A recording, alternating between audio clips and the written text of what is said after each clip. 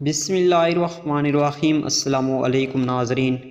ایک چوڑیاں بیچنے والے کو مجھ سے پیار ہو گیا۔ اس کی کیا کمال محبت تھی۔ وہ جہاں بھی جاتی وہاں کی مشہور چیزیں میرے لیے تحفے میں لاتی تھی۔ وہ میری خاطر میرے شہر میں 4 سال تک رہی۔ روزانہ میری منتیں کرتی، کہتی ہوتی کہ میرے نال شادی کر لے۔ میرے لگاتار انکار پر وہ واپس اپنے آبائی گاؤں جھنگ چلی گئی۔ کچھ عرصے بعد میں اپنے دوستوں کے ساتھ بہو سلطان کے مزار پر گیا۔ میں ادھر مزار کے باہر کھڑا تھا کہ پیچھے سے کسی نے میرا بازو پکڑا۔ دیکھا تو وہیں چوڑیاں بیچنے والی تھی۔ خوشی کے مارے وہ کہنے لگی کہ آ کے میری دعا رنگ لے آئی، تیرا دیدار ہو گیا، ساڑی عید ہو گئی۔ میں جب بھی دربار پر آتی تھی آ کے تجھے مانگتی تھی، اب تیرے لیے بیٹھی ہوں، شادی نہیں کی۔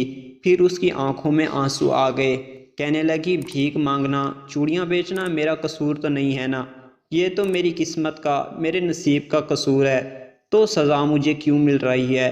وہ سب کے سامنے میرے گلے لگ کر رونے لگی۔ کہنے لگی ایک دفعہ میرے ساتھ میرے گھر چلو۔ میرے پاؤں پکڑ لیے، سب لوگ دیکھ رہے تھے، میری بہت بے عزتی ہوئی، لوگوں کا مجمع لگ گیا۔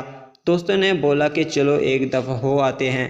میں نے ہاں کر دی تو وہ بھاگ کر گاڑی میں بیٹھ گئی۔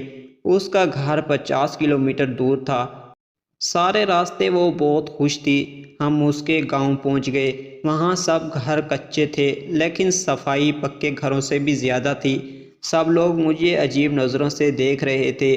ہم ان کے گھر پہنچے تو اس کی سب سہیلیاں جمع ہو گئی۔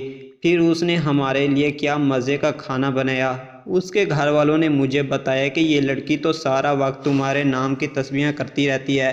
اور پھر جب ہم واپس آنے لگے تو اس کی آنکھوں سے آنسو نہیں رک رہے تھے۔ مجھے ہاتھ چوم کر کہنے لگی کہ تیرا قصور نہیں ہے، میری قسمت کا قصور ہے جو میں چوڑیاں بیچنے والی کے گھر پیدا ہوئی۔ بڑی مشکل سے ہم سب نے اسے چپ کرایا اور پھر ہم واپس کے لیے نکل آئے۔ میں کار کے شیشے میں سے دیکھ رہا تھا کہ وہ تب تک دیکھتی رہی جب تک ہماری گاڑی اس کی نظروں سے دور نہیں ہوئی۔ وہ ہماری آخری ملاقات تھی۔ پھر ایک دن میرا اس سے ملنے کو دل کیا تو میں اس کے گاؤں چلا گیا۔ اس کے گھر والوں نے بتایا کہ تمہارے جانے کے بعد وہ بہت بیمار رہنے لگ گئی تھی، کھانا پینا ہنسنا سب چھوڑ گئی تھی اور ایک دن اس کی موت ہو گئی۔ مجھے اس سے محبت تو نہیں تھی، پر میں آج بھی اسے روز یاد کرتا ہوں اور ہر سال عید کے دن اس کی قبر پر جاتا ہوں۔ تیرے بعد نظر نہیں آتی مجھے کوئی منزل، کسی اور کا ہونا میری بس کی بات نہیں۔